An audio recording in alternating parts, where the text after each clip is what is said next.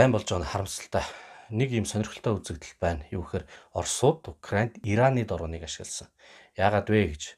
Америкийн дууны хурднаас бага хурдтай далавчтай бууж $2 сая, Оросынх нь $1 сая байдаг бол Ираны дрон ердөө 10-аас 20 мянган доллар.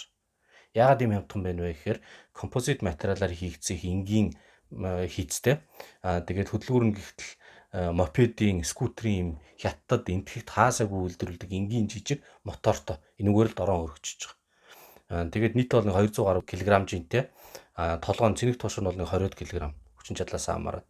Тэгээд 1000-аас 2500 км нисэх чадвартай гэж байгаа. Ингээд энэ бол ямар нэг радарын систем танихад хэцүү. Жижигхэн учраас жишээ нь энэ дрон бол 5-аас 10-ыг зэрэг хөргөждөг учраас заавал 1-2 нь байндаа очиж туснаа гэж тоосч хийсэн байх жишээтэй. Тэгэхээр ийм хямдхан хорлонтой зэвсгийг янз бүрийн жижиг тулаанд биш их гүрэн цэргийн зэвсгэлд хэрэглэсэн нь бол их сонин үзэгдэл болж байна л да.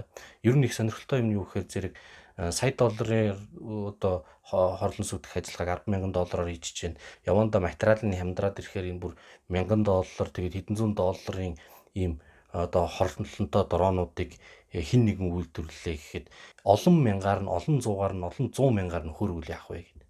Ийм их сонирхолтой үзэгдэл болж байна.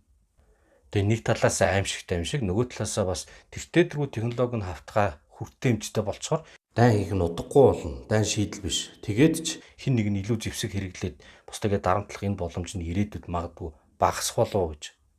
Эргэлзээтэй асуудал. Америкт хүн болон буу эзэмших нь зөв үү буруу юу гэдэгтэй адилхан.